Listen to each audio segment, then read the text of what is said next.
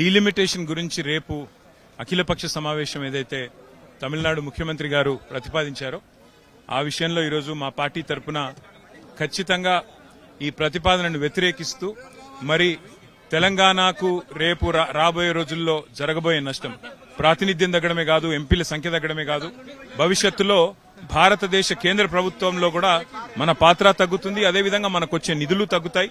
అన్ని రకాలుగా కూడా ఇదొక రీజనల్ పవర్ ఇంబ్యాలెన్స్ కూడా క్రియేట్ చేస్తుంది. బాగా పనిచేసిన రాష్ట్రాలకి ఈ రకంగా నష్టం జరగడం అంటే భారతదేశంలో జనాభా నియంత్రణ పాటించిన రాష్ట్రాలకు ఈ రకంగా వారిని తగ్గించడం అంటే ఇది మంచిది కాదు. ఖచ్చితంగా ఇది అన్యాయం. అందుకే దీన్ని వ్యతిరేకిస్తూ రేపటి ఈ సమావేశంలో మేము కూడా పాల్గొంటా ఉన్నాము. తప్పకుండా మా వాయిస్ ని గట్టిగా వినిపిస్తాము. ఖచ్చితంగా ఇది భారతదేశ చరిత్రలో ఇది ఒక చాలా కీలకమైన సందర్భం. ఈ సందర్భంగా అందరం కూడా గట్టిగా మాట్లాడాల్సిందే, గట్టిగా తమ గొంతు విప్పాల్సిందే.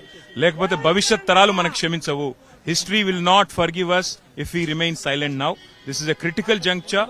Every person who's concerned with the future of this country, with the future politics of this country and with the future representation of this country should be voicing their concern, should be opening up and should be talking out loudly. ఖచ్చితంగా ఇది జరుగుతున్న exercise ఏదైతే ఉందో దీనివల్ల భారతదేశంలో రేపటి రోజున కొన్ని రాష్ట్రాలకు పూర్తి స్థాయిలో ప్రాతినిధ్యం తగ్గే ప్రమాదం ఉంది. ఇది ఒక రీజనల్ ఇంబ్యాలెన్స్ క్రియేట్ చేస్తుంది.